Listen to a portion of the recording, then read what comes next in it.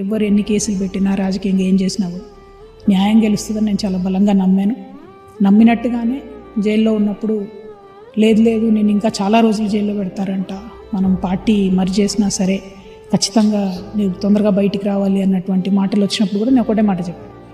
First of all ఇది వ్యక్తిగతమైనటువంటి విషయం కాదు, మన బీఆర్ఎస్ పార్టీని కంప్లీట్గా సమూలంగా నిలబట్టం చేయడానికి జరుగుతున్నటువంటి ప్రయత్నం.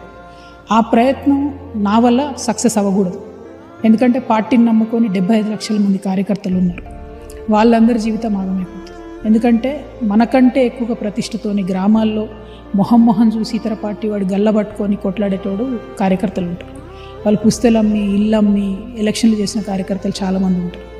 అట్లాంటి కార్యకర్తల జీవితం నేను ఒక్కదాన్ని జైల్లో ఉండలేను, నాకు ఇన్కన్వీనియన్స్గా ఉంది అనేటటువంటి అంశంతో నేను రాజీ పడలేదండి.